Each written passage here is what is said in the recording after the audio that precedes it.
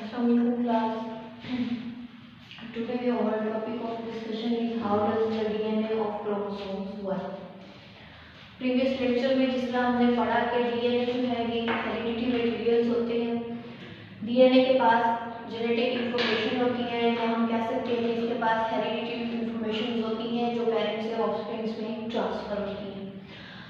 DNA का functions क्या है कि डीएनए सबसे पहले जो है ये इंस्ट्रक्शन देता है सेल को कि सेल ने कौन सा फंक्शन परफॉर्म करना है, वो इंस्ट्रक्शंस भी डीएनए ने देने हैं।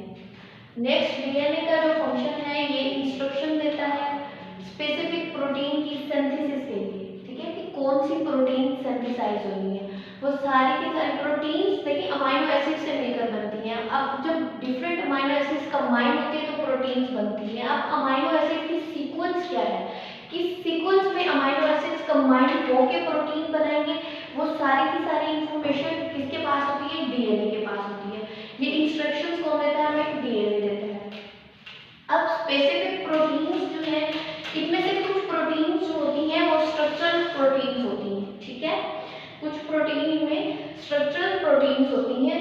अब स्ट्रक्चरल प्रोटीन्स का क्या मतलब है कि इन प्रोटीन्स ने कोई ना कोई स्ट्रक्चर्स बनाना है बॉडी के अंदर, ठीक है, सेल के अंदर कोई ना कोई स्ट्रक्चर जो है वो ये प्रोटीन्स बनाएंगे, जिन्हें हम कहते हैं स्ट्रक्चरल प्रोटीन्स। कुछ स्पेसिफिक प्रोटीन्स जो हैं वो एंजाइम्स बना देते हैं, ठीक है। अब एंजाइम्स का क्या फंक्शन होता है कि ये मेटाबॉलिक रिएक्शन जो हमने पढ़े थे हमारी बॉडी के अंदर जो ओवरऑल रिएक्शन होते हैं हम उन्हें कहते हैं मेटाबॉलिक रिएक्शन। अब एंजाइम्स ने क्या करना है कि उन बायोकेमिकल रिएक्शन जो हमारी बॉडी के अंदर अकर हो रहे हैं उनको कंट्रोल करना है, ठीक है। उसके अलावा जो डीएनए का फंक्शन है ये सेल के अंदर कौन सी कैरेक्टरिस्टिक्स या हम कह सकते हैं कि कौन से ट्रेट्स ट्रांसफर होने हैं ये भी कौन डिसाइड करेगा, डीएनए। ये इंस्ट्रक्शंस भी सेल को डीएनए देगा, ठीक है। अब हम ज्योमेट्रिकली इसको देखते हैं कि ये किस तरह से जो है अपना फंक्शन परफॉर्म करते हैं। तो ये देखिए स्ट्रक्चर है क्रोमोसोम्स का, ठीक है, इसके अंदर डीएनए मौजूद है। अब ये जो इनके दो सिस्टर क्रोमेटिड्स कहते हैं, सेंटर वाला पार्ट इसका क्या कहलाता है, सेंट्रोमियर्स कहलाता है, ठीक है। अब डीएनए का वो पार्ट जिसके अंदर प्रोटीन सिंथेसिस करने की इंस्ट्रक्शंस मौजूद होगी वो लेंगे, ठीक है। आप इसको जीन्स में कह सकते हैं, ठीक, कि डीएनए का वो पार्ट जिसके अंदर प्रोटीन सिंथेसिस करने की इंस्ट्रक्शंस मौजूद होती हैं वो जीन कहलाता है, ठीक है।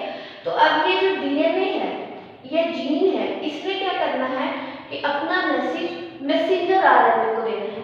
अब आरएनए क्या है, आरएनए भी एक हेरिडिटी मटेरियल होता है लेकिन ये सिंगल स्ट्रैंड होता है। डीएनए डबल हेलिक्स होती है और जो आरएनए होता है ये सिंगल स्ट्रैंड होता है। अब मैसेंजर आरएनए जो है ये आरएनए की टाइप्स है, ठीक है।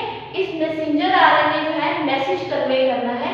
मैसेज कौन सा इसने कन्वे करना है, वो मैसेज जो डीएनए ने दिया। डीएनए ने क्या मैसेज दिया, सीक्वेंस बताई कि किस सीक्वेंस में अमाइनो एसिड्स को अरेंज करना है और कौन सी प्रोटीन की सिंथेसिस करनी है। अब ये सारा का सारा फंक्शन परफॉर्म हो रहा होता है न्यूक्लियस के अंदर, ठीक। जब मैसेंजर आरएनए को इंफॉर्मेशन मिल जाती है तो मैसेंजर आरएनए अपना मैसेज न्यूक्लियस से लेके आ जाता है साइटोप्लाज्म के अंदर, ठीक है। अब साइटोप्लाज्म के अंदर क्या मौजूद होता है, राइबोसोम्स मौजूद होते हैं, ठीक। राइबोसोम्स दो तरह के होते हैं, स्मॉलर सब यूनिट्स भी होते हैं इनके और लार्जर सब यूनिट्स भी होते हैं। अब मैसेंजर आरएनए के ऊपर राइबोसोम्स खुद को इस वे में अरेंज करते हैं कि जो स्मॉलर सब यूनिट्स होते हैं वो अपर लेयर पे आ जाते हैं और जो लार्जर सब यूनिट्स होते हैं वो राइबोसोम्स की लोअर लेयर पे आ जाते हैं। अब इन राइबोसोम्स ने क्या करना है, वो मैसेज रीड करना है जो मैसेंजर आरएनए लेके आया था। अब मैसेज रीड करने के बाद राइबोसोम्स ने क्या करना है, अमाइनो एसिड्स को जिस तरह मैसेज में उनकी सीक्वेंस आई है उसी सीक्वेंस में अरेंज करता है और स्पेसिफिक प्रोटीन्स बना देते हैं। अब ये प्रोटीन्स स्ट्रक्चरल प्रोटीन्स भी हो सकती हैं, ये एंजाइम्स भी हो सकती हैं, ठीक है। उसके अलावा अब ये प्रोसेस डीएनए का मैसेज लेके मैसेंजर आरएनए तक आना, ये सारा का सारा प्रोसेस कहलाता है ट्रांसक्रिप्शन, ठीक है। मैसेंजर आरएनए का मैसेज लेके साइटोप्लाज्म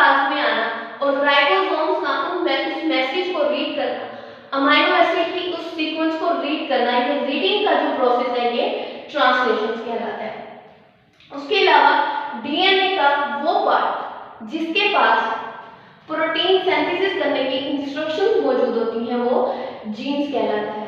ठीक, और क्रोमोसोम के ऊपर वो स्पेसिफिक लोकेशन जहां पे जीन मौजूद होता है वो क्या कहलाती है, लोकाई कहलाती है। सिंगल उसको हम लोकस भी बोलते हैं। ठीक है, अब जिस तरह क्रोमोसोम्स पेयर की फॉर्म में होते हैं इस तरह जीन भी पेयर की फॉर्म में होते हैं। ठीक है, जब जीन पेयर्स बनाते हैं तो पेयरिंग ऑफ जीन्स को हम कहते हैं अलील्स। ठीक है, अब ये एलील्स किस तरह, जैसे कि ये दो जीन्स ने मिलकर एक पेयर बनाया। अब जब जीन ने पेयर बनाया तो इस पेयर को हम क्या कहेंगे, ये एलील्स होती हैं। एलील्स दो तरह की होती हैं, होमोजाइगस और हेटेरोजाइगस। अगर दोनों आइडेंटिकल होंगे तो वो होमोजाइगस, और अगर डिफरेंट होंगे तो वो हेटेरोजाइगस। मेयोसिस के प्रोसेस में जिस तरह क्रोमोसोम्स जो है वो सेपरेट होते हैं, इसी तरह जीन्स भी सेपरेट होते हैं। ठीक है, अब जीन के ये एक पेयर है। क्रोमोसोम मेयोसिस के प्रोसेस के दौरान जब क्रोमोसोम सेपरेट होंगे तो ये एलील भी सेपरेट होंगे। ठीक है, हर एलील जो है एक इंडिविजुअल गैमेट्स के पास चला जाएगा। इस तरह जब पेरेंट्स के गैमेट्स आपस में कंबाइन होंगे तो फिर जाइगोट्स बनेगा, और इस तरह ये इंफॉर्मेशन जो है वो पेरेंट्स से ऑफस्प्रिंग में ट्रांसफर होगी।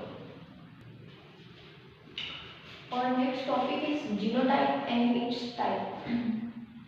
देखिए, हमने पहले भी अभी पिछले टॉपिक में हमने ये डिस्कस किया कि जीन्स हमेशा पेयर की फॉर्म में होती है।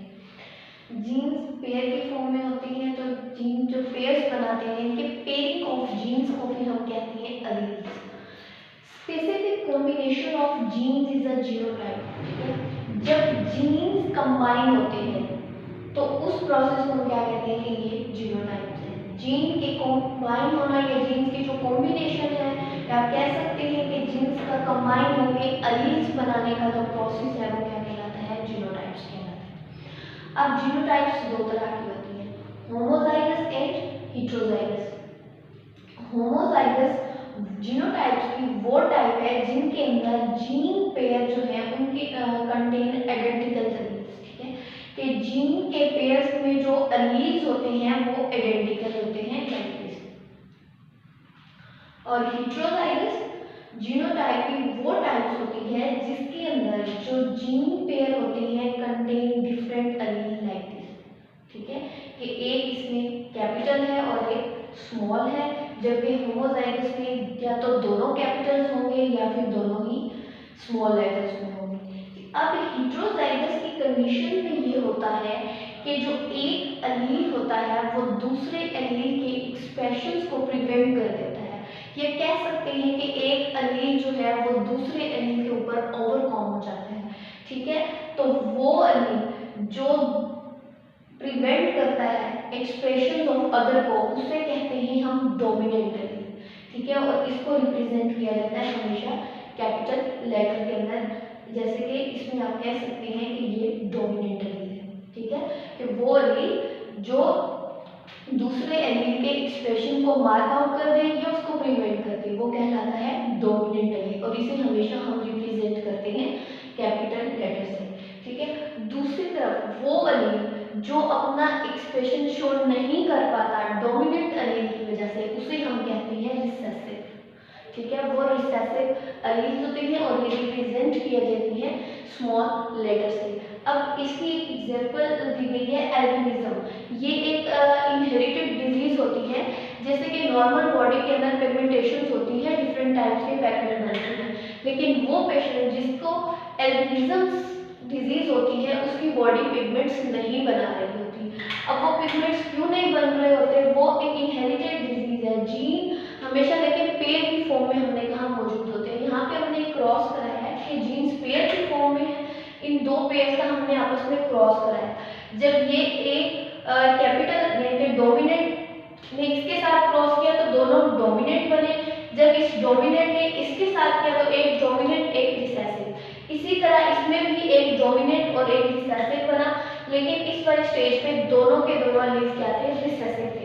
ठीक है, अब जब इन रिसेसिव की कंडीशन में मतलब कि ट्रेस जो है वो रिसेसिव हो गए। ठीक है, ट्रेस भी तो रिसेसिव। अब इस कंडीशन में क्या होगी, फिर एल्बिनिज्म की डिजीज होगी कि दोनों एलील जो हैं वो रिसेसिव हैं, किसी बात का भी डोमिनेंट नहीं हो रहा, कोई भी एलील डोमिनेंट नहीं है, दोनों के दोनों रिसेसिव है, जिसकी वजह से जो बॉडी के अंदर पिगमेंटेशंस के जीन है वो फर्क नहीं कर पाते और फिर एल्बिनिज्म डिजीज होती है।